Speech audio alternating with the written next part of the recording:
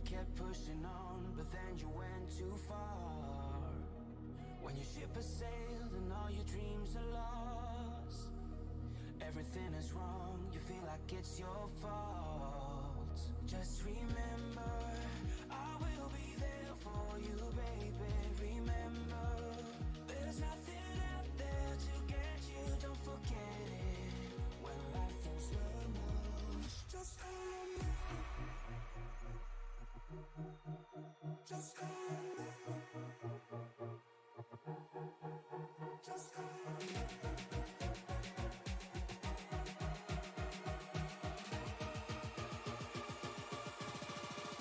Just call me.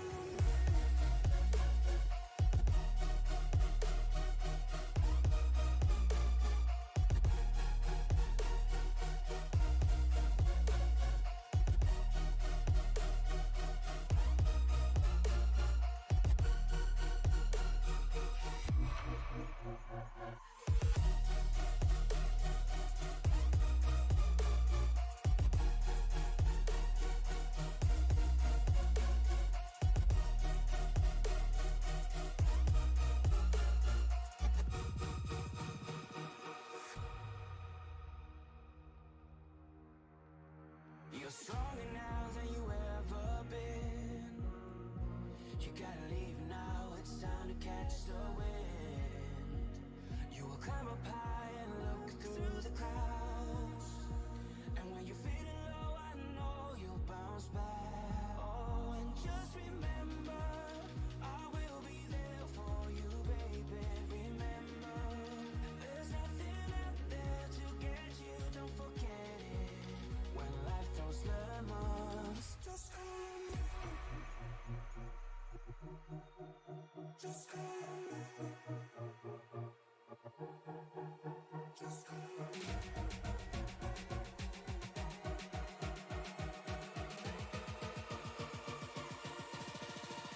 Just call me.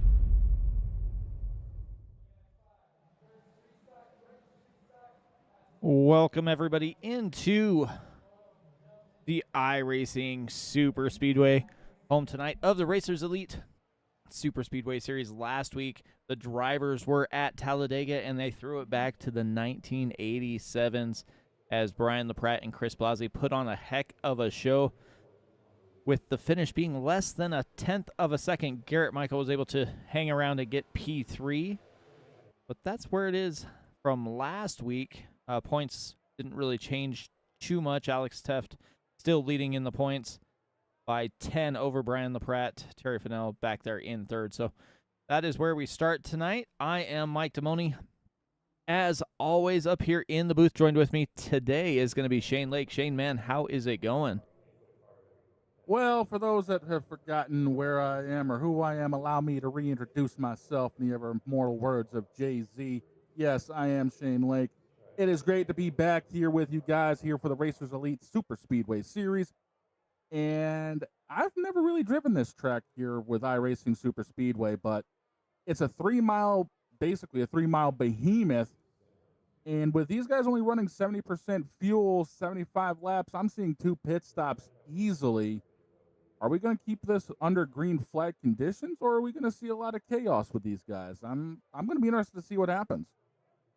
Yeah, it's definitely going to be interesting to see what these guys can do, especially coming here. It is, like you said, a behemoth of a track.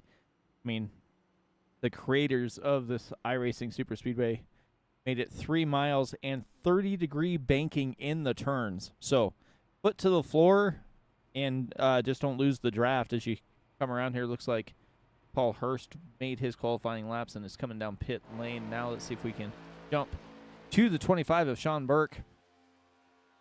First time by was a 59.78. Fastest man on the track at the moment is Eric Dodd with a 58.93. Still have a few drivers left to go. Yeah, a lot of people may recognize this track from the NRO3 days as Coca-Cola Superspeedway. They just renamed it for iRacing.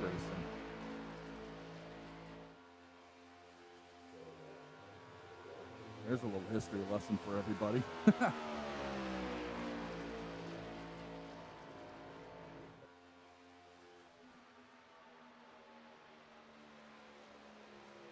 Don Berg just went fastest on the track, 58.92. Got a couple other drivers left to go. Andrew Teft getting ready to pull off pit lane. Nicholas Falsetta, Terry Fennell, Matt Metler, and Kinsley Smith also yet to qualify. Yeah, I think they're just either waiting for a little extra cloud cover or they're just waiting to see what everyone else is doing, because right now the track temp and overall temp is actually relatively ideal for competition. About 70 degrees out there right now with the track temp sitting around 97. It's probably about as good as it's going to get for these guys. So, you know, make hay while the sun shines. Yeah, exactly. Gonna want to get as much ground as you can. See Teft just getting ready to start his hot lap here. I mean, the only reason I could see these guys not going out is they figured, you know, lay in the back and just kind of settle it because they figured chaos is going to happen in front of them. But you never know. Situations like this, for me, when it comes to super speedway racing, I'm either going to want to be up inside the top 5 and just kind of try to keep my car up in that front pack all day, or I'm going to want to hang in the back. It depends seriously on where I qualify. But if I'm inside the top 5, I'm keeping it there the entire day. So it's all about strategy. Yeah, that is one thing that the Super Speedway Series has kind of put out there is where and when do you make your moves? Like, how is this all going to play out? Last week in the 87s, it was an odd race because most of the accidents didn't bring out cautions. Because for some reason, when they hit the wall at Talladega, they wound up going the same direction that they were initially. So you didn't have any of the cautions that would come out. So it kind of spread out the field a little bit. I mean, having only 10 drivers here tonight is going to probably be pretty much the same thing. Everybody's just going to try and, hang around and not get caught up in any sort of incidents on track. Yeah, as Teft goes P3 on the board, that's the thing about the super speedway racing with a low car count is it's going to be interesting to see how the cautions play out if there are any. So it's just going to be the luck of the draw. I mean, super speedway racing, yes, you got to put your car in the right position, but there's also a lot of luck. This is like the Atlantic City of motorsports. You just got to hope you're in the right position when that last card falls.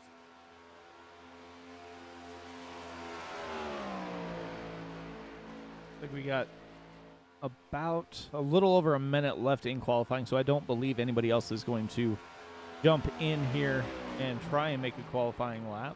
Andrew Teft just goes top of the board, 58.92 as well. So pair of 58.92s, a 58.93. I mean, everybody is pretty close together here on the qualifying board. Yeah, that doesn't surprise me because this track is relatively even, and it seemed like everybody took the same line, which was to keep it as low as possible, even on these straightaways, because the straightaways look like they're about as far banked as what they are in, say, like Dover or Bristol. So this place is a cathedral of speed. I'm going to be interested to see what these guys get up to by the time they get the first lap in with the drafting. Yeah, I'd imagine we're going to see some pretty quick times here.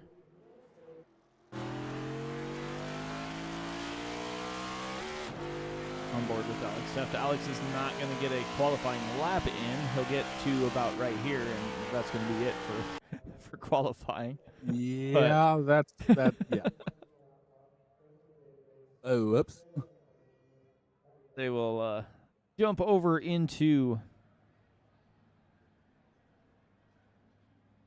the race session here as they get ready to roll off.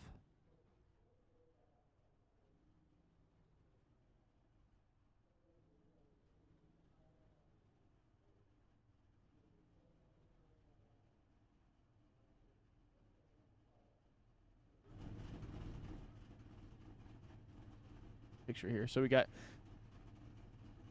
Andrew Teft starting on the pole. Sean Burke going to be just to his in or outside. Eric Dodd, Kirby Wayne Scott. In row 2, row 3, Chris Blasi and Paul Hurst. We've got Kinsley Smith and Alex Teft. Terry Fennell and Matt Metler bring up row 5. And then Nicholas Falsetta is going to start shotgun on the field here. So we'll see how these guys all stack up and what the strategy is when they get rolling here. I'll tell you right now, Andrew Teft and Sean Burke are going to be on an island because they're the only two Fords in the field. You're looking at 5 Chevrolets and 4 Toyotas behind them, so those two are probably going to be on an island for a good part of this.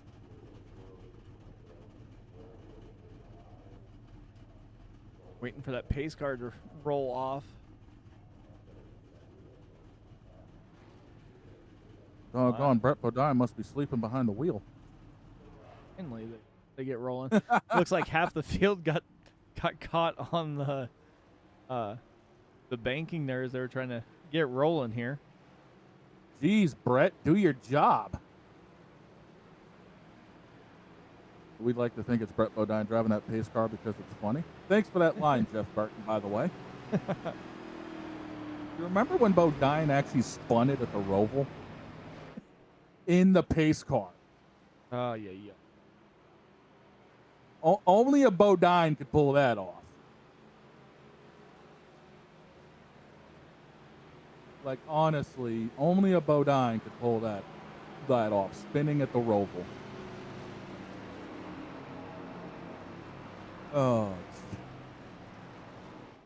As everyone's forming up here 2 by 2 to get ready to take this green flag, you can actually see the banking on the straightaways. That looks about 16, 17 degrees of bank. That's literally what it is at Bristol and Dover, is that far. So this is another one of those, as everyone calls them, self-cleaning racetracks. But talk about a very sharp bank into the corner, sitting up there, 30-odd degrees of banking. That is absolutely insane. Yeah, that 30 degrees of banking, you definitely can feel it in the car as these guys should be getting ready to get let loose here as that pace car is going to be making the left-hand turn. Andrew Teft with the button as they come through the Geico restart zone. And he is down and away. We are racing from the Iracing Superspeedway. Felt like Tony Chimmel there for a minute. I really should have extended that.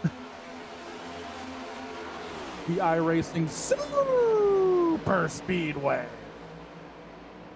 There you go. There's your clippable moment, everybody. Yes, I'm back. Deal with it. John, I'm sorry. Andrew Teft. I'll say Andrew Teft is getting pushed here, and you have Kinsley Smith forcing it 3, 4, 5 wide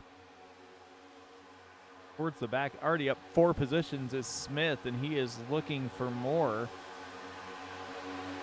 Yeah, and it already looks like we got the 27 dropping off of this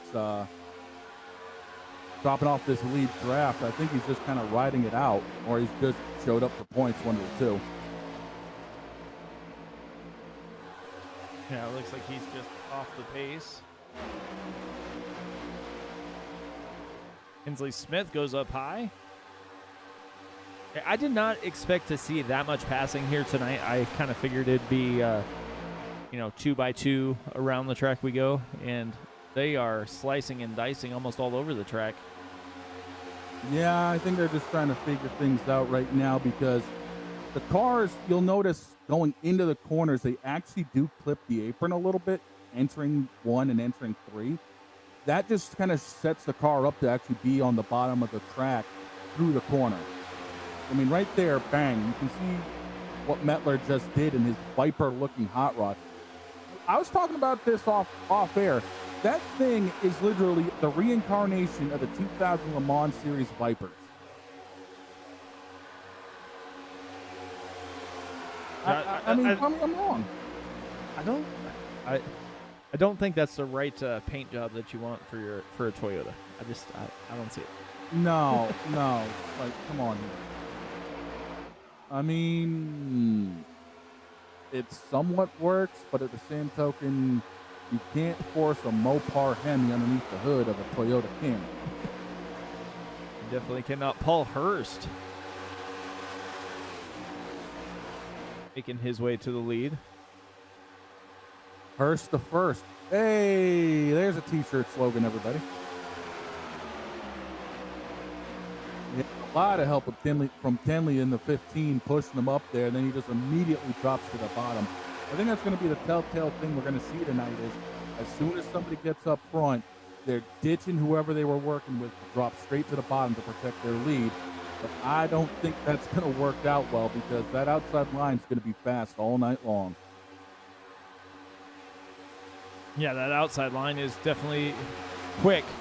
But that inside line seems to be the preferred line from the way these drivers are handling the racetrack. Chris Blasi just went a 55.01, fastest lap of the race so far. And he's running back here in 6th, 7th position right now. Yeah, these guys picked up, 3 seconds over qualifying right now with these drafting times. So, yeah, we were talking about this off, just before everything started, seeing how fast these guys were going to go. We're seeing it now that they're picking it up. I don't think the tires fall off too much around here. So, I've got a feeling that we're going to see either very fast pit stops with fuel only, or if some guys actually decide to do it, take tires because it might matter towards the end of the race, being on a fresher set. Yeah, it's all going to be about track position. I believe if they do have a caution, they'll come down and get, 4 tires and fuel and everything will be fine. But green flag pit stops, I would almost guarantee everybody's going to be looking to go fuel only as the 76, looking inside of the 15 of Kinsley Smith. Yeah, it looks like the 43 here is also starting to lose the draft as well. Alex Teft, I think, is falling off of this back. So we've got 9 cars hanging around up front. Looks like Eric Dodd's starting to lose the draft too. Yeah, make that 8 cars hanging out in this lead draft. Mettler went from the bottom to the top again. Just in front of Andrew Teft. Kinsley Smith staying down on the bottom. Paul Hurst follows him down. Matt Mettler gets put in the sucker hole as he's going to go backwards here as he's stuck in the middle. Yeah, I don't think anyone wanted to work with a Dodge Viper today, so there you go. Wrong paint job choice this week there, Mettler. Paul Hurst got a little out of shape there, got down on the apron, kept rolling. And that's the thing is this apron, if you really get the car that far upset, it can either help you catch it or it will make things worse depending on how far sideways you are because the car actually will full-blown level out on the apron. So it'll be interesting if anyone does get sideways, if the apron either helps them or hurts them later on. Inside line leading again as the outside line gets formed up and drives right on by. Kinsley Smith, Sean Burke, Chris Blasi up there. Matt Metler goes from the high side, tries to slide down in front of Andrew Teft, and is going to get that inside line as the drivers from the outside pull on down in front of him. I'm noticing that there is a lot of, it seems like almost tandem pack racing right now. Like, you'll see the 25 get right up all over the back bumper of the 15 and literally be pushing them and trying to get away from the rest of this pack. Prime example, look at the top line. Metler's pushing the 11. They made a lot of hay up there. So this is reminding me of the old days, I say old days, I'm turning 38 in 2 weeks, of when we had the COTs and everyone was literally tandem racing with those. Yeah, exactly. The tandem drafting seems to be the way that these drivers have figured out how to get around the track as Kinsley Smith goes up to the high line and tries to get a position as Chris Blasi pulls down to the low side and takes the lead for just a little bit, but Kinsley Smith, Matt Metler hooked back up and probably got a massive run there coming off of the corner. Yeah. Unfortunately, the 11 tried to pull a slingshot and it didn't work. He just fell way back because the top line was well formed as we're 3 wide once again. And that Dodge Viper has taken over the front spot. Ooh, easy, boys. That got a little bit hairy there with the 15 going 3 wide. Got Kinsley Smith stuck in the middle. Now, the unfortunate thing for Metler is he's about to get caught and passed like there's nothing underneath him. So, unfortunately, the one thing about super speedway racing is you really do not want to get a big lead because then you're Doug à l'orange and I'm Guy Fieri cooking you. They should be getting close to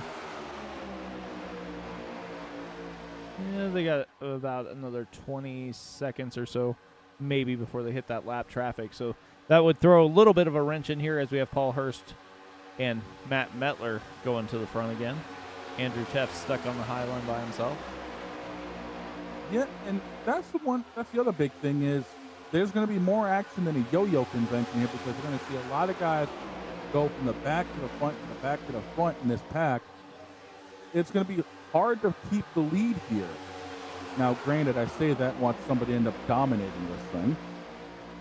But right now, as we can see, there's going to be a lot of passing going on here, so it's going to be hard to keep track of who's led how many laps. Yeah, almost every lap, I think we've had a different leader or pretty close to it. Yeah. That outside line just gets a massive run coming off of turn 2 down this backstretch. Paul Hurst. That was a bit of a late move. Yeah, Paul Hurst jumped up and tried to block and went right across the nose of Kinsley Smith. Paul Hurst is trying to race all 3 lanes, and he's going to wind up in the wall if he does not rein it in just a little bit here.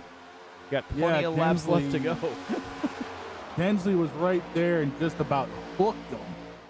That could have gotten very ugly very quick. I mean, I know the lead is important here, but this ain't 10 to go. We're only 10 in, so you might need to get your priorities straight here, Chief.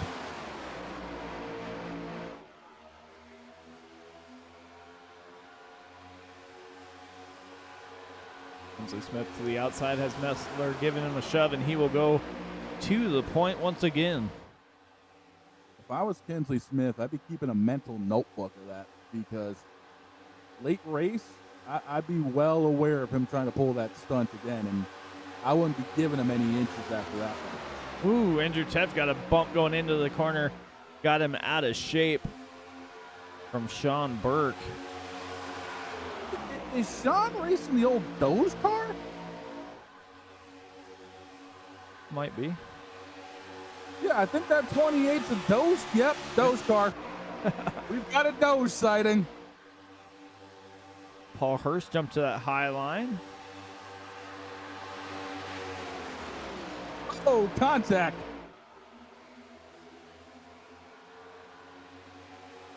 Yeah, the 11 and the yeah, that could have got bad. Yeah, Chris and Paul got together in the middle of the corner. It was middle of the corner, and Paul got sent way off.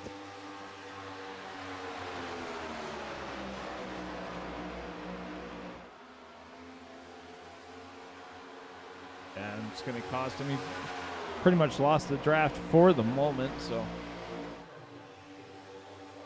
Yeah, and unfortunately, I think he's going to keep losing it because even 2 cars pulling away from him, he's got no support right now. He's going to have to hope a couple other cars fall back, and I think someone is, to try to help run them down. It looked like that's Terry in the 50. Looks like he's going to be dropping back to try to pick up Paul.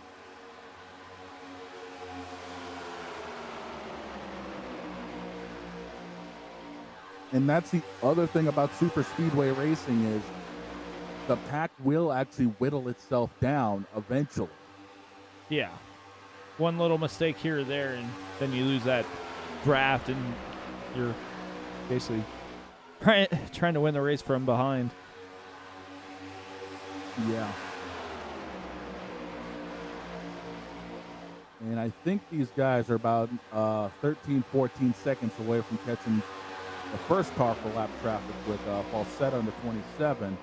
And then Eric Dodd and Alex Taft are about another 10 seconds up the road off of that. So lap traffic could start playing a role here any minute, as it looks like Mettler pulls out and goes to the high side. Sounded like Mettler was getting a little too close and getting that engine a bit hot. He pulled out, tried to get air to the nose of that 311 Toyota. The 311 Dodge Camry. I'm sorry, that's going to be what I'm calling it the rest of the night, the Dodge Camry. But that's the biggest problem is if you're in this draft, you're not getting a whole lot of air to the front end of these cars. And it's not like they have a top grille like what the Gen 4s have. There's only that big old grill in the bottom of the bumper, and that's it. That's all the air you're getting to the front end of the car. And if you keep getting that blocked off, you will skyrocket the motor. Yeah.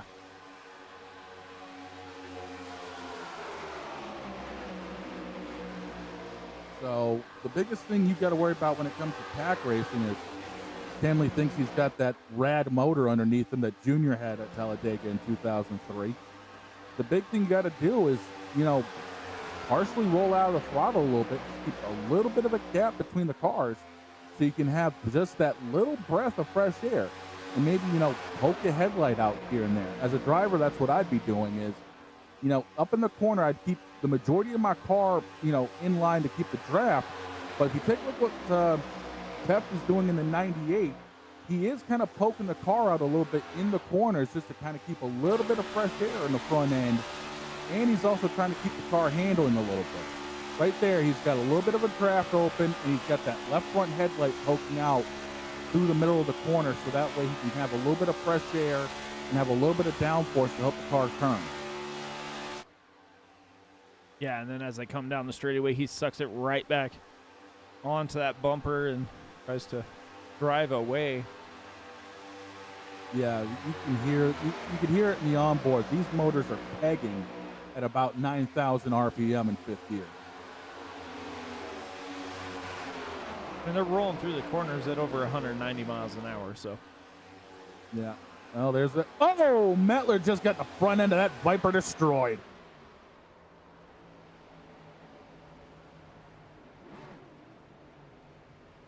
Oh, that thing is killed. Blasey goes down to the inside. Man, gets a little help there from Blasey.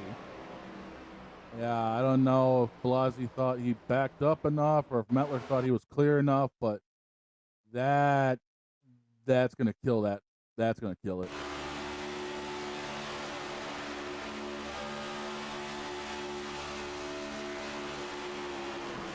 Bang.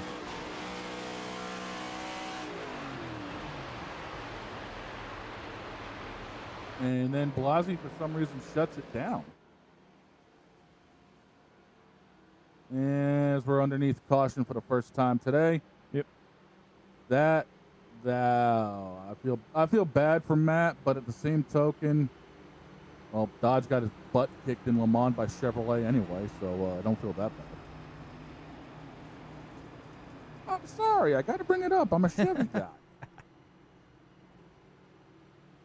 Are we sure John wanted to put us together for this one? Yeah.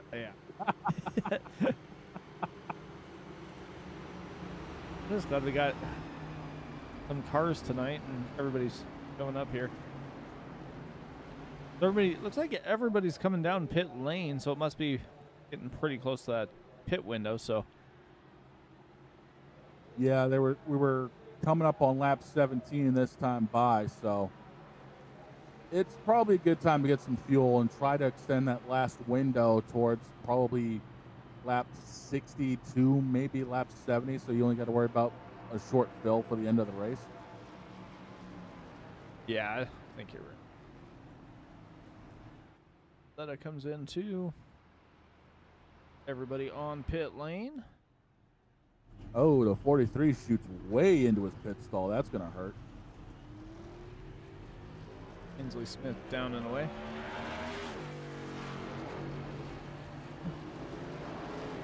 John Burt, Kirby Wainscott.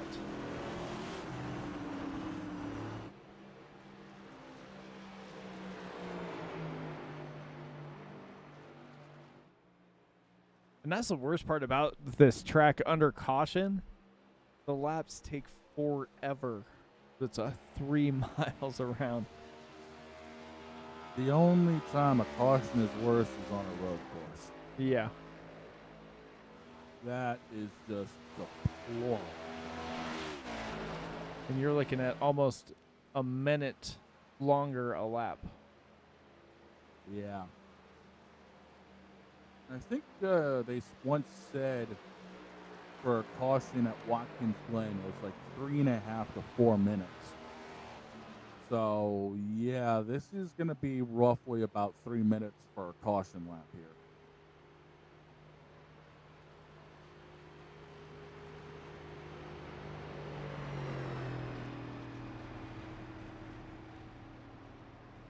Pace car's be getting ready to shut off his lights.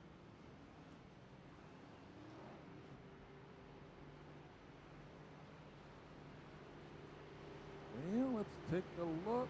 Does he?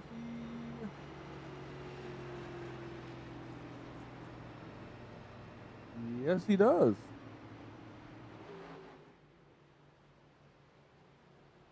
Oh, at least the caution laps are quicker around here. There's only a couple of them. Yeah.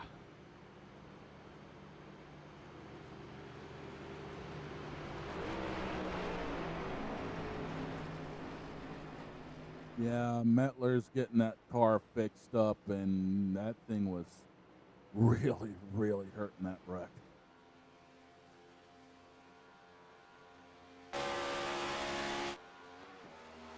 Good news is he should, I emphasize should, be able to catch up to these guys in time to take the green with them.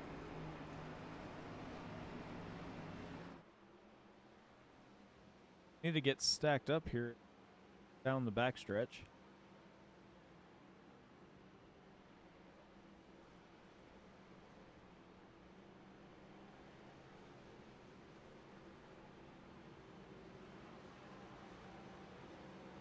Oh, I'm waiting to see if they actually do get everything formed up. Because the base car is saying, hey, I'm turning left this time.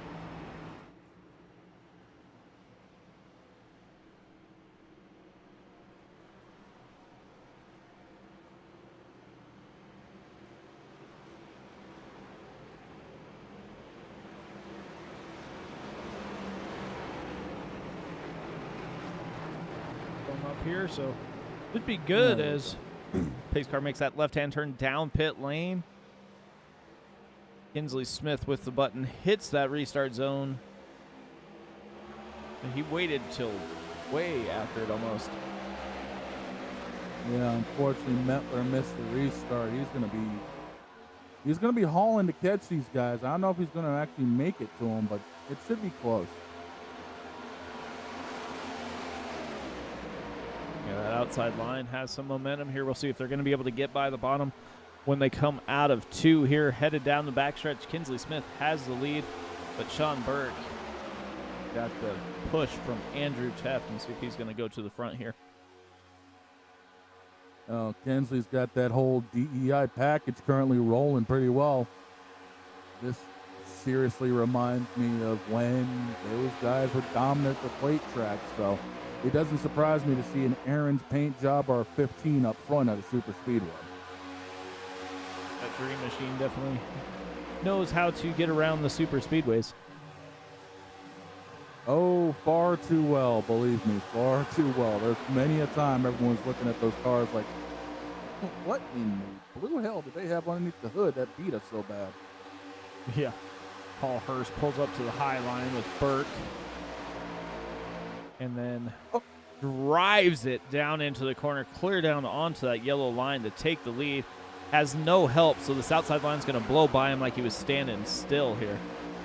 That was still a whale of a power move driving down the banking to try to get that inside line to help him, but that 15 is just way too strong on the outside right now.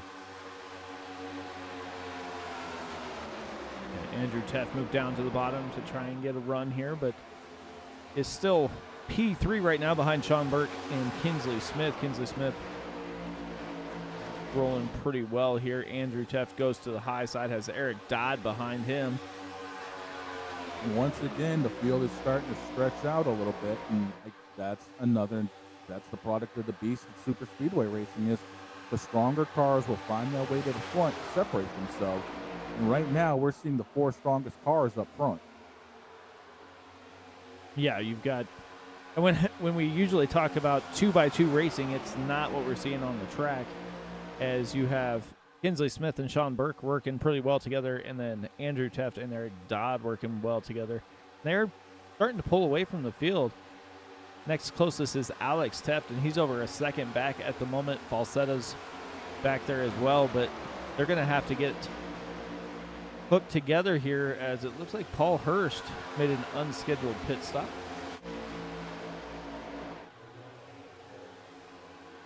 Yeah, and I don't see him coming out. There he goes. Maybe there was something wrong, or maybe he's trying to make another fuel run. I don't know. It says he was in his box for 18 seconds. Usually, if it's for damage repair, it has to be more than that, but maybe it's a fuel strategy thing. Oh, it could be.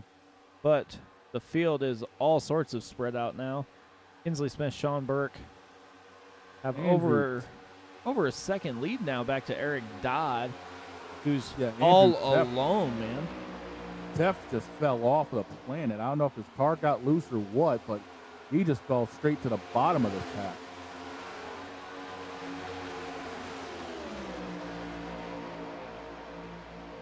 Right now, the 15 and the 25 are being the rabbits up here, just telling everybody to chase them.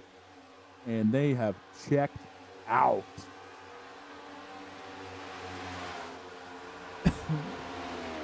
Yeah, you got the field behind them just all over the place. Yeah, those dots you guys see in your windshields, yeah, those are the leaders, and they're getting smaller. You're gonna have to figure this out and get lined up, or else they're gonna check out on you. Like Andrew Teft is getting back behind Eric Dodd. See Paul Hurst up there on the high line all by himself after he's went a lap down. And Teft goes by Dodd, as Kirby Wainscott behind him now. Yeah, Paul's just getting out of the way because he's not wanting to get in the middle of this. Great, googly moogly. Kinsley and Sean have pulled out to a near 4-second lead on this pack. You would think that this pack, if they could get formed up correctly, they would be faster than the leaders. But, well, we really haven't seen that tonight. No, and that's just how strong. That's how just how strong Kensley's car is. And again, it's that whole DEI thing. Those guys have got something underneath the hood of those cars that keeps them up there as strong as they are. And I'm not just talking about the fact of it being a 15 or the Aaron's Dream Machine. I'm talking about that team in general. I've covered a lot of races with the people here at Racers Elite, and Kensley's always had something special in the super speedways that's had that car up front. And here we are seeing it again. So this doesn't really surprise me that much that that car is up here.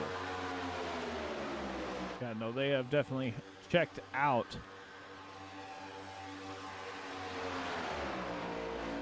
Although, speaking of DEI, I don't know how many people know, but with the actual proper Gen 4 release coming up, Junior did let it be known that for the Super Speedway package, they did happen to scan that motor he went Talladega with as often as he did. So we're going to actually know a little bit of the horsepower Junior had in that race. Go back and see what's cooking back here. Nothing really has changed. Eric Dodd, Terry Fennell, Alex Teft. Now they've tried to single it up, and they're eating into the gap slowly between Kensley Smith and them. I mean, it's down to about 3.4, 3.3 seconds going into the corners, and it's slowly coming down. So it might take a little bit of time, but they should be able to start eating into that lead that the 15 and 25 have. Yeah, if they can stay hooked up and stay working together, they should be able to catch them. It's going down slowly, but, I mean, we've got... If they were pretty close to where the pit window was when they came down pit lane last time, you're looking at 20 laps, a little over 20 laps, so they'll be coming down somewhere in the neighborhood of 40. So as long as they hang around and, you know, work that gap down, they should come out of the pits a lot stronger if they can stay together, and they'll catch the leaders between the next pit cycles.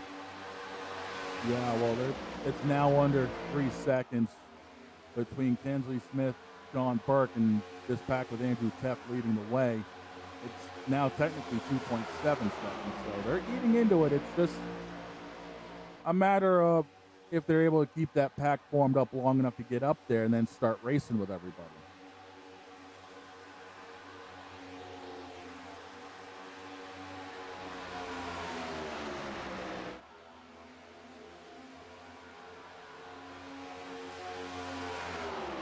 Looks like they kind of had a little hiccup there as John Burke just has not been able to give Kinsley the push he was given earlier. Oh, and now they are hooked back up, so maybe that gap will increase once again as they look like they had a little hiccup, but got it sorted out, and they are starting to, I wouldn't say drive away, but I think that gap's almost stable. Well, not really. They're still going down quite a bit here. Yeah, I think Sean probably had to pull out a little bit to kind of let the car breathe because, pushing that long, he didn't want that motor to start overheating. So he probably poked out long enough to cool it off. And they figured they had enough of a gap. Hey, why not, run side by side a little bit, let the motor cool. And now they're trying to pull away, but the problem is maybe he let the motor cool off too much. And here comes, these next 5 cars to start joining the party.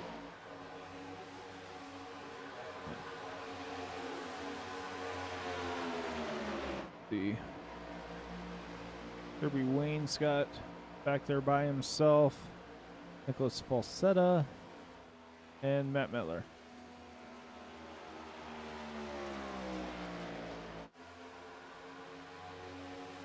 I got a feeling that Kensley's going to end up catching Mettler before the next pit stop cycle. So, unfortunately, I don't think our boy is going to be staying on the lead lap too much longer.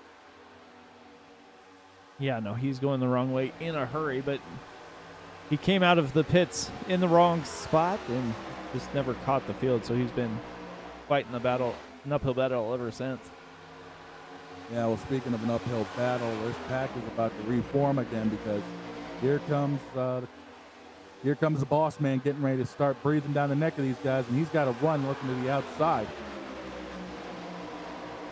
Yeah, you knew that was going to happen as soon as they got within half a second or what have you.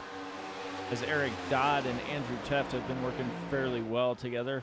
Two-car tandem drafting is in full effect here in the iRacing Superspeedway. Well, and that's the interesting thing is these guys were 4 seconds back of Tinsley in the 25 car. And they ran him down in what, 4 laps, 5 laps? Yeah. So it is possible if you get a long enough group of cars together, if you work long enough, that you can actually chase these guys down. So could that end up being a factor later on tonight? That could, as Mettler goes a lap down. I don't think that paint scheme was good luck for Dodge, and it sure ain't right now either. I'm sorry. I'm happy Corvette whooped their tails at Le Mans. I'm a Chevy guy. What do we expect? Again, I'm going to get it from him later. Andrew Teft is trying to stay up here with Kinsley Smith. Kinsley Smith and Sean Burke seem to have a pretty good line around the track here, but Andrew Teft keeps sticking his nose out there in front. Yeah, the good thing right now for both Tinsley and Teft in the 98 is they were the ones leading the group, so their motors are nowhere close to being pegged. I'd be a little concerned if I was some of the guys that have been pushing, that my motor right now could be a little bit of a problem, especially with that 25 car as close as he's been. Could that motor start having a problem later in the race? Because if you keep sucking up too close, you're going to end up dropping a piston, you're going to blow the camshaft clean out of it or something. But that motor's not going to survive all race unless you get air on it. So right now he's doing the best thing he can, and that's getting a little bit of room between them before he starts getting back up underneath the back bumper of that 15. Yeah, that's exactly right. And you have Andrew Teft and Eric Dodd basically doing the same thing. You see Dodd pull out, get quite a bit of air to the nose of that ride, and then all of a sudden he'll give him another push and get him right back towards the front. So I'm going to say we're going to see that happen time and time again as these guys kind of play like cat and mouse with the engine temperature here. The other thing I'm noticing, especially with the 25 car, is look how long the 25's pushing Tinsley going into the corner. He doesn't release him till almost the center point of the corner. Now, that's going to be beneficial later on, as I say that he ends up falling off of him a little bit quicker. But I've seen it time and again with that 25 that he's literally been there to the point of shoving him almost entirely through the corner. So if you can have somebody do that the majority of the race, you're going to be making a lot of lap time around here. Yeah, exactly. And as we were watching that, you saw Andrew Teft stick his nose down inside of the 25, trying to make them run a little bit different line. And it looks like as he does that, the 25 gets a little loose, goes up the track, and leaves Kinsley Smith by himself up front. He got shuffled out. He thought he'd be able to try to get down, but Andrew had to run and just shuffled him clean out to the outside, but Kinsley goes up the track to pick him up. He doesn't want to lose such a strong car here with 34 laps in the books. Yeah, getting close to that halfway mark. As these guys are basically formed back up here. At least 7 of the cars are. Ooh! 26 almost had a bad push there on the 15. That nose car just about turned into bad luck. Yeah. Ladies and gentlemen, insert the jokes that you will when it comes to those corners. We already know them.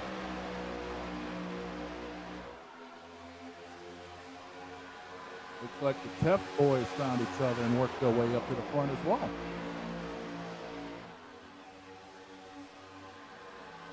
Alex Teft found his way to the back bumper there of Andrew. Now they are starting to pull away. Yeah, but here's the problem. Alex falls a little bit too far back off the back bumper of the 98, and that's going to let those other 5 cars back there catch back up to him, because he's not able to stay as close as, say, what 15 and 26 were able to, because when the 26 fell off of Kenzie's back bumper, it was maybe 4 or 5 feet at the most, whereas with the 43, it was more like, 3 or 4 car lengths. Yeah. Going into the corner there, John Burke gave a little too much of a shove there to Kinsley Smith. Had a little hiccup, but they are hooked back up again. Side drafting off the 43 as they go down the front stretch.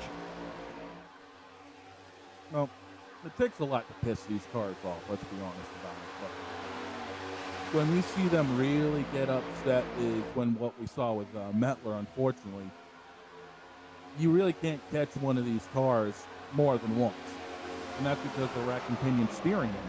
They're that sensitive. So any little bobble can really be exaggerated with what these cars are doing as they work their way around another lap car. That would be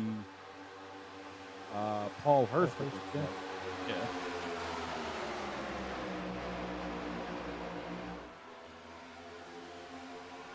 Yeah, Paul Hurst was not moving out of the way. He stayed right on the bottom and let the drivers try and go around him. Well, at least he was able to hold the line and kind of be predictable, and that's more than what can be said for most people when it comes to super speedway racing in open lobbies. That is the truth. Did I just slam like 70% of the drivers out there? Oops. Lindsey Smith, Schomburg back to the lead.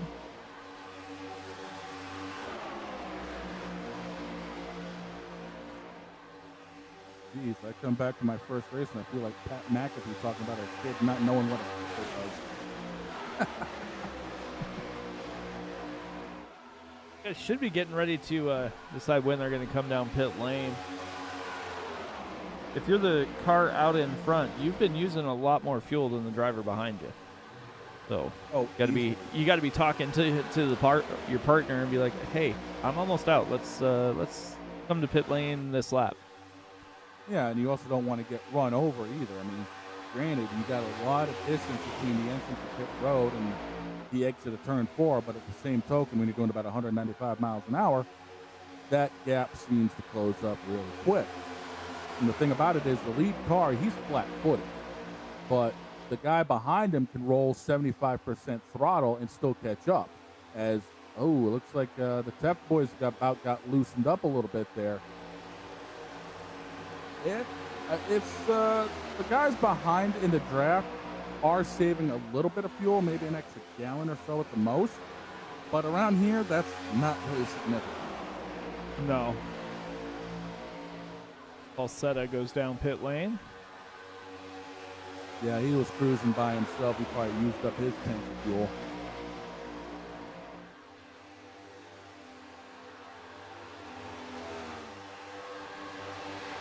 It looks like the Tef boys are falling to the back of the pack here. Yeah, it looks like they kind of got separated and got stuck in that high line and haven't been able to get back together.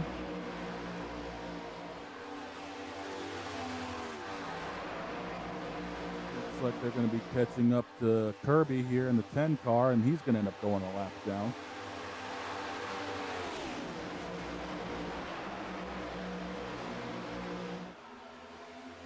And finally, it looks like Paul got out of the way to let the Tef boys go around them. It seems like they get 3 wide behind them.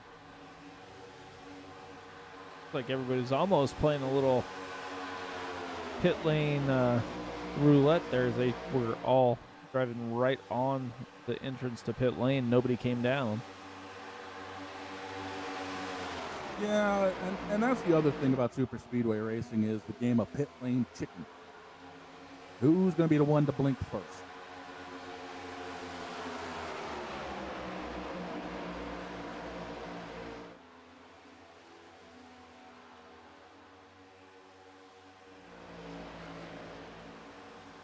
Like they settled down a little bit, so pit stops are probably coming pretty quickly here. Yeah, I'd say probably in the next couple of laps, give or take. The cautions help save a little bit, but it's still got to be within the next couple of laps for these guys. Yeah, Although right. we say that now. Well, that's why we're up here, not down there, because we can't predict that. Every time we do, we're wrong. Yeah, I've lost so many races with bad pit strategy.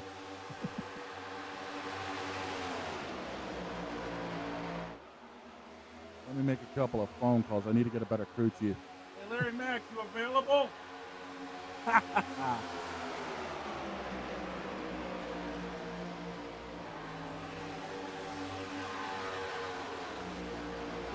The pit stops. Yeah, we're getting close enough to it, I think. They're starting to stretch out a little bit. Yeah, I got a feeling guys are going to start coming down pit road because the pack literally just expanded itself a little bit. A lot of these guys are probably going to be coming down to give themselves some room so that way they're not running everyone over. And here we go. Mettler, look out! Wow. Oh, he still just about got ran over.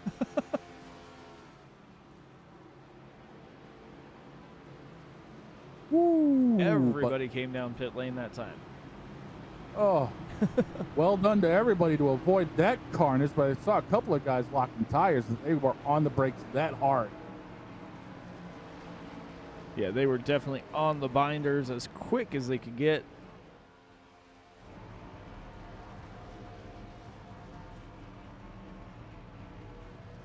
I see a lot of guys taking fuel, but Kensley Smith sitting there gas only.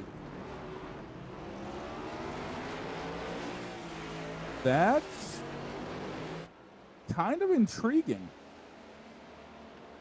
And now he gets out behind Mettler. I'm wondering if these two are probably going to hook up. Well, Mettler can't win the race from where he's sitting. So no, he'd need a couple of cautions.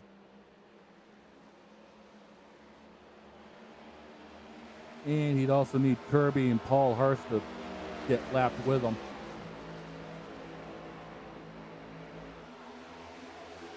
Now, this is interesting.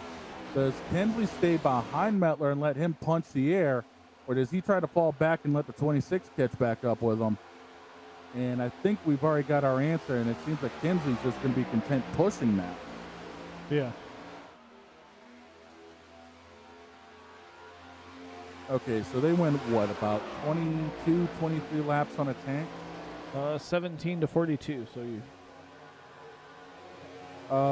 25. So another 25 laps would put them at 57. Yeah, they'd be able to make it from one more stop. Yeah. Yeah, they're going to have to make one quick short stop, I do believe. Well, enough to get about a can and a half in the car anyway. Yeah. Because 57 to 75 would leave them 18, 19 laps. So yeah, I think they'll be able to do that. Now, and again, this is interesting is that Kensley's going to be more than content to just ride behind Matt. This also could be a fuel-saving move to try to extend that last window. Yeah. And because you're probably thinking with just green flag laps, you're probably getting 22, 23 maybe. Yeah, exactly. So even if it's 23 laps, you're looking at 67 on the outside. They'd be coming in laps. Well, yeah, it'd be 64, 65. Yeah, they'd be able to do this with about 10 to go.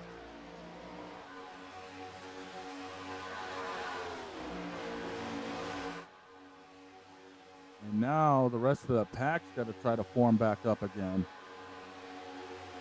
And once again, it's the Tef boys, and they're starting to bring the 26 along for the ride.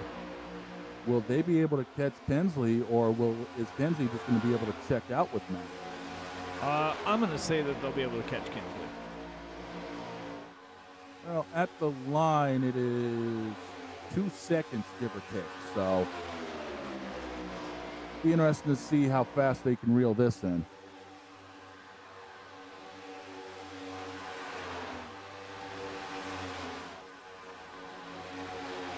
Eric Dodd and Chris Blasey trying to work together here.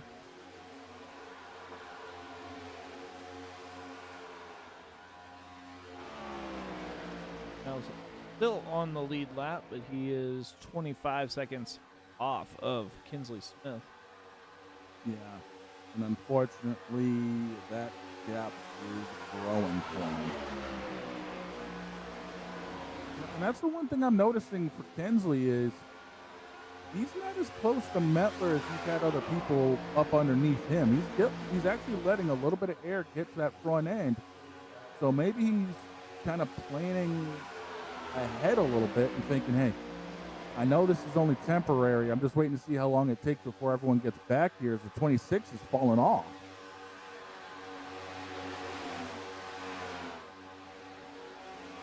Trying to see if he's going to be able to catch Blasey here and stay with these three drivers, but it looks like he will not. Now the question is, what caused that? Did he get loose in the corner or what happened?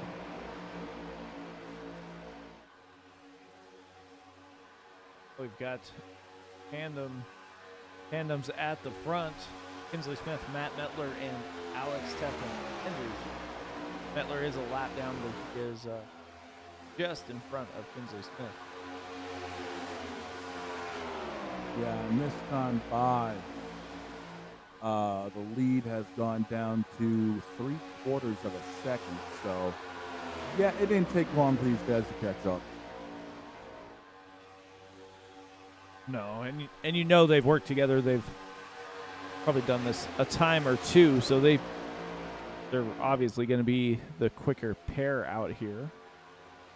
Yeah, and that also means for Kinsley, he's going to have a lot of a problem because these two are probably going to want to keep working together and check out away from him, which means the moment they get past him, and we all know it's coming, he's going to want to try to latch onto the back bumper of that 98 car and just try to stay with them as best as possible. As here they go around the outside.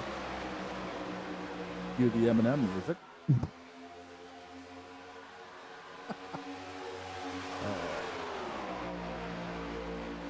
I know. We'll see if Kinsley's going to try and go up to that high side to stay with him. He doesn't for the moment.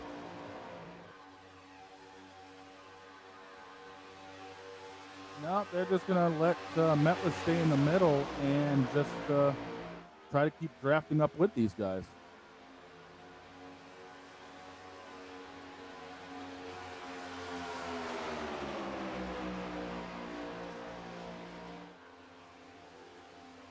Well, with that go ahead. I was about to say, the one thing I'm interested in is Mettler finally either gets out of the way or they get a big enough run to try to get around these guys as Mettler, gets out of the way now.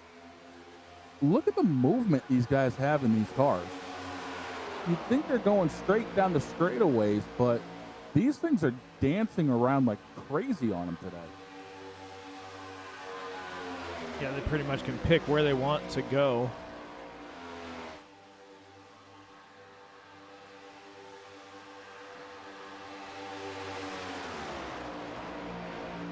So with that being said, while we hit this 25 to go here, we're going to step aside, go side by side. You won't miss anything, and we will be back right after this.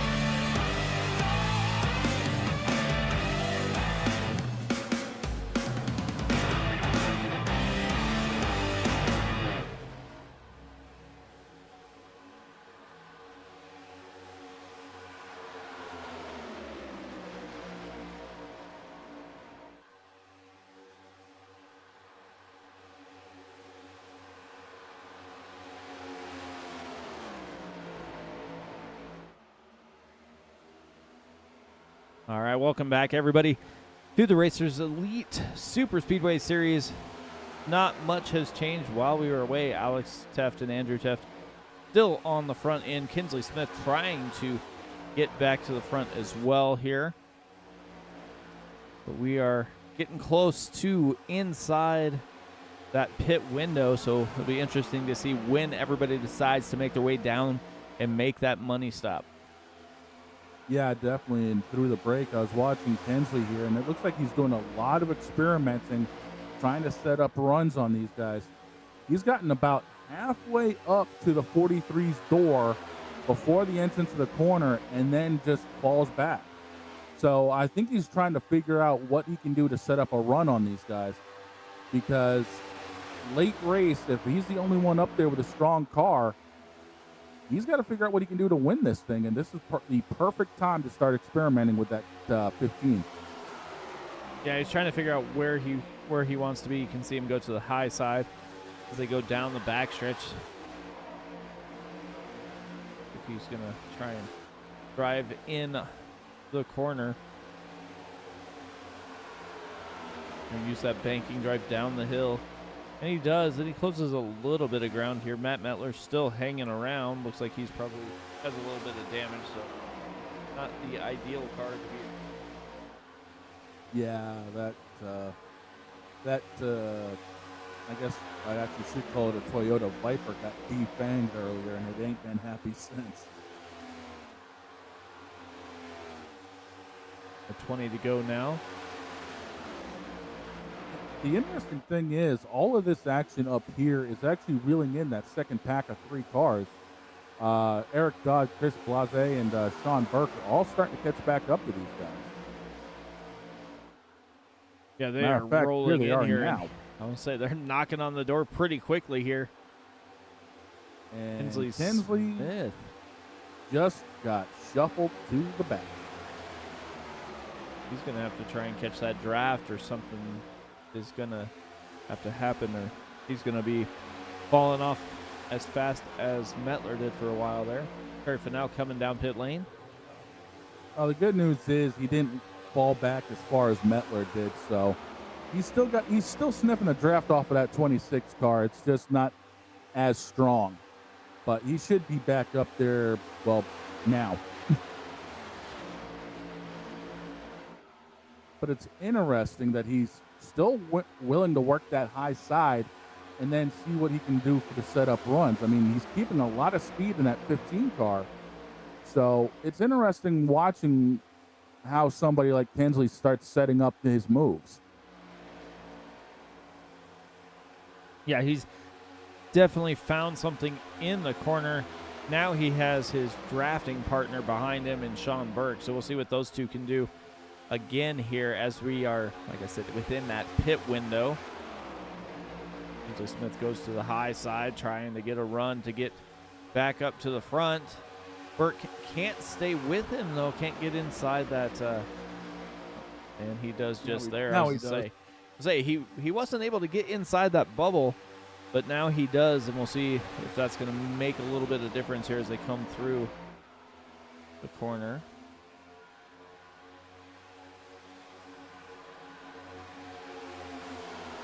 Obviously, the inside line's going to pull ahead a little bit, but on the straightaway, you see the 15 and 26, as soon as they hook up, it's like, you know, they got a pair of rockets attached, and they just start taking back off again. And here's Kinsley looking like he's going to crack the top 4 yet again.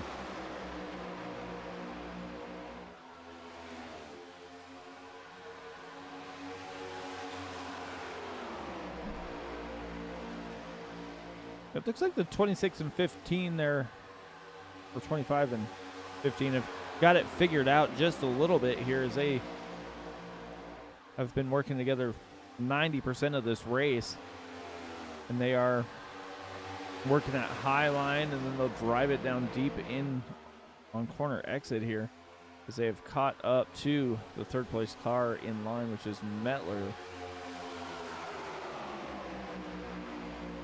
Yeah, watch as soon as that goes forward, picks up the back bumper of Kinsley. Just watch how fast they end up getting up to these guys. I mean, Metler's going to be in his rearview mirror before long. and they're going to be right back up with Andrew and Alex. Oh, Eric Dodd. What a save! What a save! Kinsley Smith. Woo! And that was over 190 miles an hour that happened.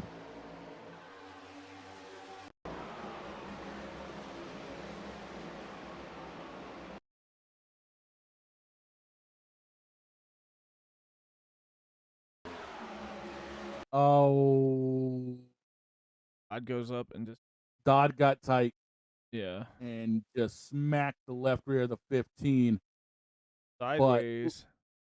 and just grabs it. That was impressive. Bumps again. Still able to keep it rolling, too.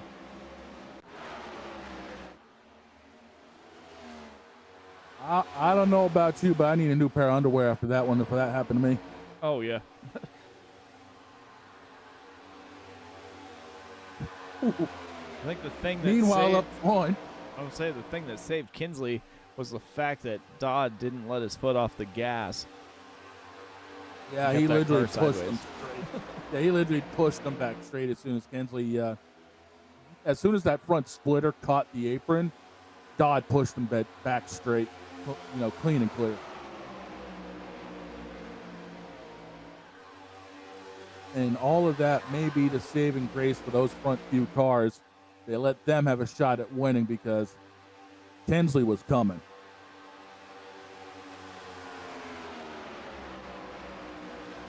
Yeah, Kinsley definitely had one of the cars to beat tonight. And now Alex and Andrew Teft are just logging laps here. We get the 14 to go when we come by. Now here's the interesting thing. Dodd, Kinsley, and Blase are 4.3 seconds off of these guys. With the pit stops that are getting ready to happen in the next 4 or 5 laps, how long before that gap comes back down again?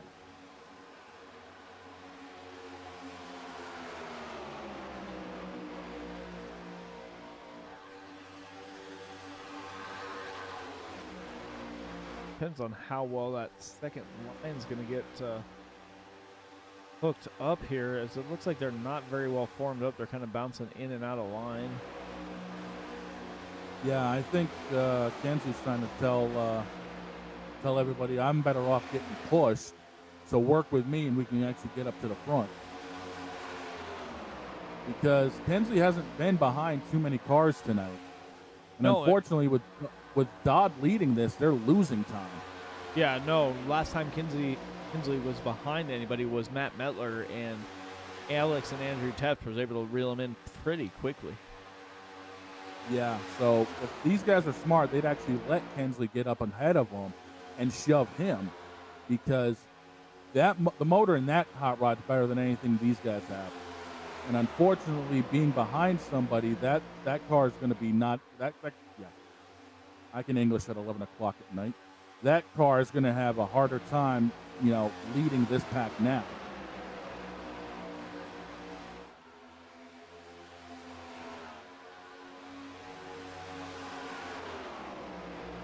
I feel like Michael Jordan in a McDonald's commercial. Pum, pum, pum, pum, pum, pum, pum, pum. And I just made a reference to 1993. God help me tonight. Guys are pretty well hooked up here.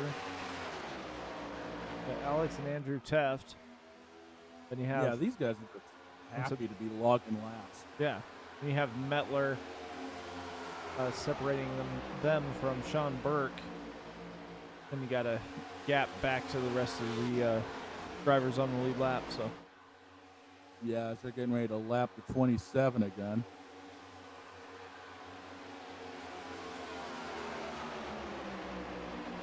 That's the interesting thing is it also seems like Burke is just happy to ride behind Metler for right now.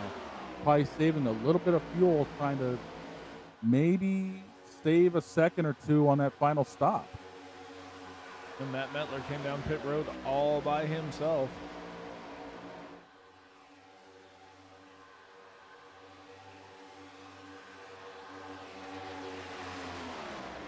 Right now, I guarantee you the song in his head's One's the Loneliest Number. Yeah, that is like the first rule of super speedway racing. Don't come to pit road by yourself. No. You need to have a partner in super speedway racing, and unfortunately, he ain't gonna have one as when he gets ready to come off pit road.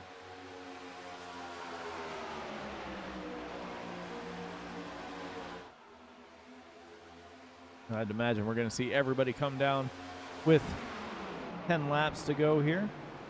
Yep, here we go. And talk about a whale of a run by Burke. That was huge. Yeah, we'll see if he got caught speeding there. He was able to get it woed up. Schomburg, Andrew Deft. Kinsley Smith was fighting with Dodd as they were coming down. Blase. Yeah, and he blew past all of them. So that may be the huge move, is the fact of both the 25 and the 15 actually may have been able to make up ground on coming onto pit road. Teft gets the race off of pit lane. Andrew Teft, and there goes Kinsley. Yeah. Kinsley got around those other two cars, so yeah, he made up a lot of ground.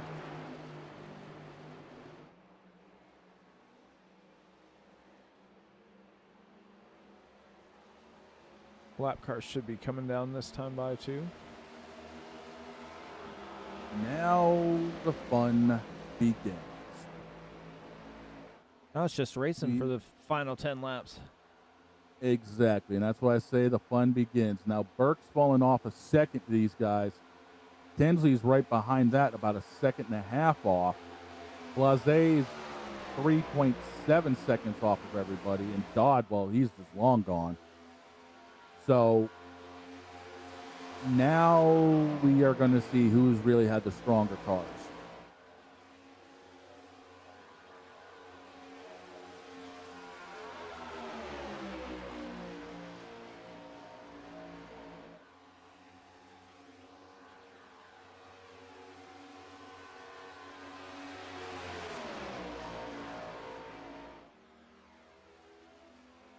It looks like Burke is actually falling off to catch up to Kinsley.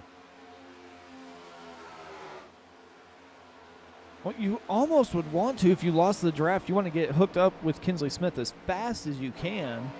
You know you guys are pretty quick, so try and get hooked up. Try and get to that rear bumper and start pushing Kinsley Smith.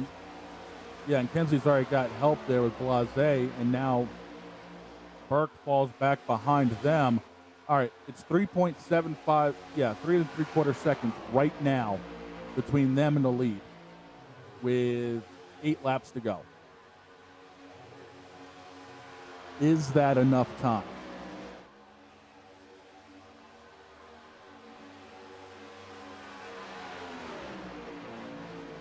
I say probably not.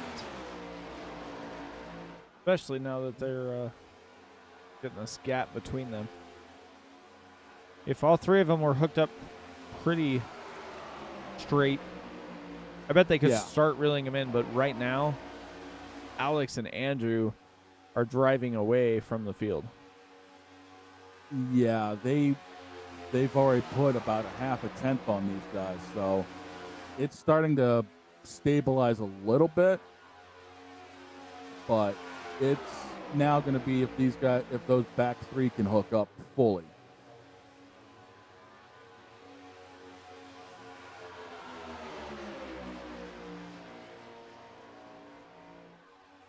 Three and a half seconds. They only took a quarter second off.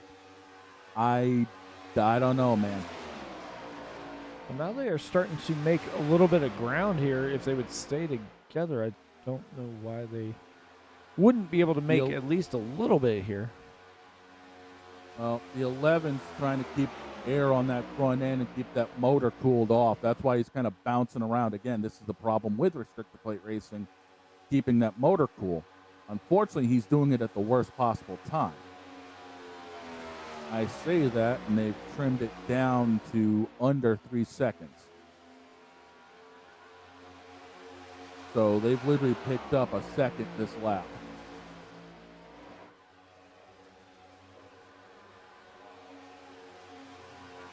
I swear, some of them are listening to us and like, you know what? We're going to shut these guys up. Yeah. Yeah, they are closing the gap. 6 to go in about 2 seconds. Yeah, now we're going to have ourselves some fun because I think they're picking it up more on the straightaway than anything else, and that's kind of what happens when you have 3 cars working together instead of 2.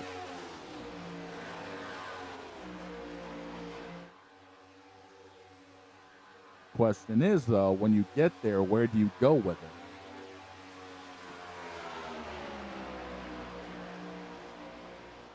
Oh. And Second and right a half there, now. right there, Kinsley was smart about it. He knew that the 11 needed to keep a little bit of front end on underneath him, so he gave him, half a lane off the bottom. So he's letting the 11 keep the motor cool enough, but at the same token, letting him get enough grip to stay right there behind him to keep the speed up. So this is starting to work out in their favor as we're just now getting to a second gap between these guys with coming up to 4 to go. Yeah, and they should be getting close enough where they're going to start sniffing that draft. And once they do that, this last half a second will go by pretty quickly. There'll be 5 cars together here battling for the win. And here we are. But again, now they got to go to the top side to try to get around these guys. And there goes Kinsley up to the front again. I swear this dude thinks he's Dale Jr. out here because talk about a run. Straight back to the front. Yeah, after that massive save a few laps ago, didn't really panic, made his way through the field, and is now leading as we're coming to 3 to go. A 4-second gap erased in 3 laps? Yeah. With that car leading that draft. That is insanity. Well, imagine what it would have been if he would have been able to get moved to the front of that pack before the pit stops. He knows he's not very fast when he's pushing somebody, but when he's out in front, whoever is behind him, they are pulling away from everybody around. 3 to go as they pass that start-finish line. Again, why does this sound like a complete DEI thing? Look at what Junior had way back when, especially in the Busch Series. Or do we not remember the DMP car that he dominated Daytona with in July of 03? Oh, Kinsley all over the bottom. Oh, save that thing. Kinsley Really? Smith. Really? 2 of them in a night, Kinsley? How, dude? How? Yeah, it looked like Kinsley probably turned down a little too sharp there, and that's going to pop up his spot on the podium. We have Alex Teft, Andrew Teft, Sean Burke, and Chris Blasi all here together as they get the 2 to go. 6 miles left. The only way Kinsley gets back up here is if these guys start battling with each other. He's close enough to try to sniff the draft off of Blase, but I don't think he's going to have enough time to get there. No. I say that and watch all 4 of these guys take each other out, and he ends up winning this. I'm telling you right now, that would just be apropos for his night. Here we go. They're battling now. Here we are. They're battling, and he is getting reeled in on the bottom there with Andrew Teft. Goes up to the high side. Shoots to the middle, shoots the gap, and here he comes driving right to the rear bumper of the 25 machine in Sean Burke as Sean Burke gets ready to take the white flag as we have 1 to go. Final lap here from Iracing Superspeedway. Now, the question is, where's Kinsley going to make the move? Because down into turn 1, The car was a little upset last time. He's all over the back bumper of the 25 car. He looks to the bottom. 25 is going to shut the door. He's got a little bit of help coming, though, with Blase. He's going to try to make a move here as we got the Teft boys trying to make that outside line work. They're going to go 3 wide, putting Kinsley in the middle. Kinsley in the middle behind Burke. Blase kind of the odd man out here. They go up to try and take a little bit of that draft off of the 43. 43 slides in behind Kinsley Smith. Kinsley backed it up a little bit to try to get a run coming to the start-finish line. Which way is he going to go? Top or bottom? Top or bottom? Oh! He hooks him! And coming to the line in a finish, it's going to be Blase with the win! Wow.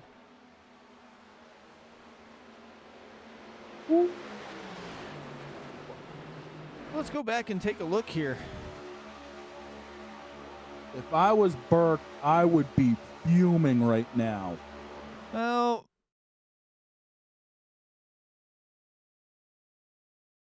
I don't know.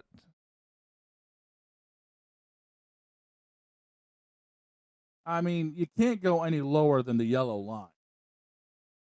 Yeah, I think it might have been a little bit of a block. Let's go back and watch it here. Kinsley Smith goes to the high side. Burke goes up there with him, but Kinsley didn't quite get down low enough to completely clear. That's what sent Sean in. Yeah, he tried to deke Sean with the crossover, and it just didn't sit. And Blase just kept that draft off the 43 long enough to pull out and take the win.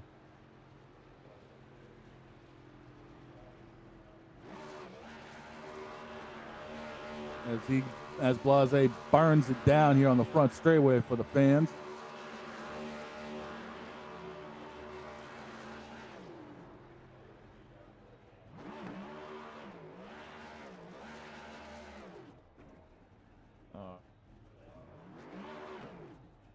But I was about to say, we don't need to crack up the back end. Shaq and House ain't crew chief in this thing. Yeah. Third place here, up in the booth. Let you talk to Andrew Teft.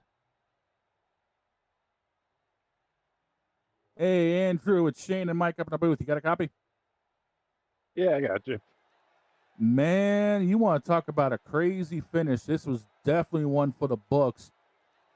How did you keep that 98 car up front for the majority of this race? Yeah, I just had to be efficient on pit stops there. So easy to get left out of the draft, especially when you're working in those little 2-3 car packs.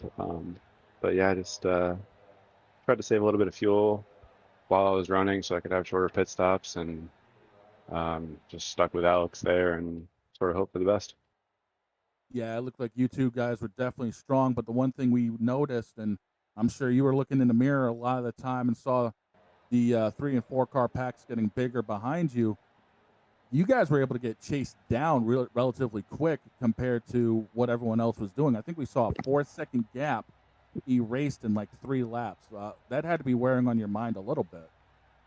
Yeah, we were hoping they'd just kind of blow by us and then we could just lay back and get a big run back, and we sort of did, but I couldn't reach his bumper down the backstretch to push him to the line, so we kind of had to get back in line on the bottom and try to form another run, but it was just too late at that point. Yeah, definitely. What was your view coming to the line? Because that was all sorts of craziness. I missed the first part of that. What was your view coming to the line? Because that was all sorts of craziness. I'm not even sure what happened. I think I saw Kensley go flying toward the infield there, and I don't know if he got turned or if it was just a bad push, but it's hard to see through the cars. You can kind of see through the windshields a little bit of the people in front of you, but I see it's kind of parted, and I just stayed in it, and I think all of them had kind of woed up a little bit, and I was hoping maybe I could sneak 4 wide or something at the end, because I just stayed in it and had a little bit of a run, but needed that finish line to be like further down into turn 1, pretty much all the way down there, maybe I would have had it. A few extra feet, the racer's saying, right? Yeah.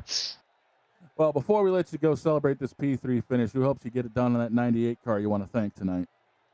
Yep. I got to thank my teammates, you guys, for putting on the show. Everybody that tunes in to watch and goes up to race. Got a lot of good stuff coming up. Brand new NASCAR series. Got Trucks Xfinity and Next Gen Tuesday through Thursday during the week at 7:45 Eastern. Brand new seasons coming up the week of the 24th. So head on over to racerselite.com and find a Discord invite and talk to us all there. Get yourself signed up. Want to thank our servicemen and women and my family for letting me put all the time into this. And yeah, it was just a good time. Congrats to Chris. All right, man. Well, we appreciate everything you do with this league and letting us have some fun broadcasting it as well. Go celebrate this P3 finish. Well deserved. Thank you, guys.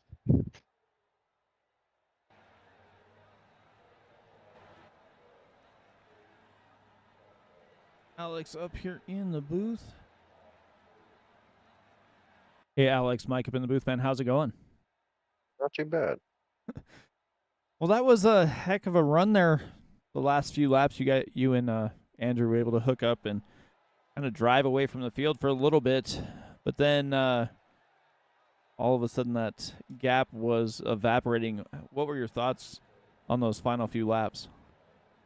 As soon as I saw that all three of them had gotten connected, I knew they were going to be coming for us. So just the plan was really just kind of let them go and then pick up on the draft and just try to make moves from there. And Andrew just couldn't keep on my bumper that last lap there, so I ended up going to the bottom, and it looked like it was going to fall right into my lap after those front two got together, but Blasi just obviously had a good run, and I couldn't do anything about it. So yeah, that's pretty much what happened. Yeah, definitely, man. Well, you're going to probably increase your points lead yet again here today, so looking for the week off, and then you guys get back at it once again. What are your thoughts as you head into the chase here? Yeah, hopefully I can just keep up the good luck and keep this thing up front and just not get wrecked. Definitely, man. Well, anybody you want to thank before we get you out of here tonight? No, thank you guys over at Sim Race Media for putting on these broadcasts. Thank the League Racers Elite. Thank my friends and the viewers that watch all the time, and my fiance. Definitely, man. Well, congrats again, and we will talk to you later. Yes, sounds good. Thank you.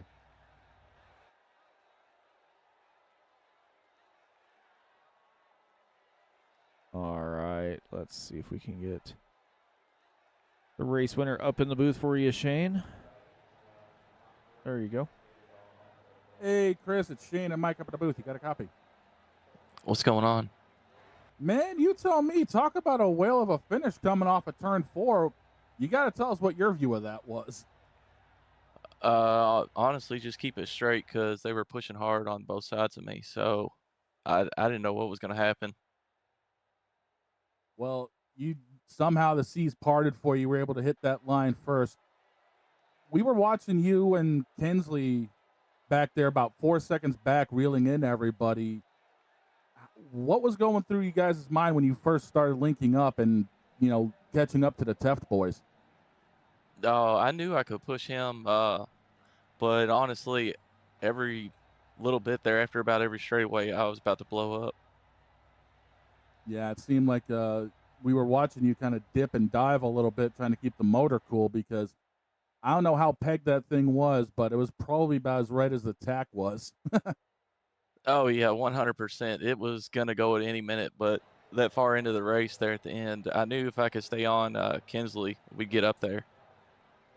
Yeah, Kinsley provided a few highlights tonight, that was for sure, but you gave us the best one coming to that start-finish line. Before we let you get out of here to celebrate the win, who helps you get it done on that 11 you want to thank tonight? Oh, man, just Andrew and the guys for putting this league on, man. It's the best one out there. It's a lot of fun.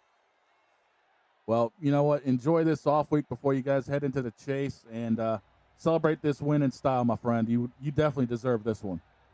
Yeah, man, absolutely. I almost got it last week. This makes up for it. Hey, if you can't get it at Talladega, might as well get it at the bigger brother, right? Yeah, this thing's a monster. Celebrate that win, man. Congratulations. All right, y'all have a good one. See you in a couple weeks. Yes, sir. All right. So, with that being said, let's see if we can go through these race results real quick and then get out of here. We got Chris Blase, Alex Teft, Andrew Teft with the top three. Kinsley Smith, Eric Dodd, Sean Burke finishes on the last of the lead lap, P6. Terry Fennell, Kirby Wainscott, Paul Hurst, Nicholas Falsetta, and Matt Metler brings up the tail of the field. It was a little bit of a short field, but we had tons of action. Kinsley Smith with the two big saves of the night. Still was able to bring home P4. Sean Burke got a little unlucky there as they were swapping spots there. But anything you want to say before we get out of here, Shane? Oh, it was great to be back in the booth. It was fun hanging out with you, Mike, and I'm sure I'll probably be calling a few more of these with these guys before too much longer. But I say we get out of here, enjoy the rest of the night because it's about 11:30 and I need sleep. I'm an old man. Definitely, man. So, with that being said, from all the drivers of the Racers Elite Super Speedway Series and all of us here at Sim Racing Meet, I want to wish you guys a good night, and we will see you next time.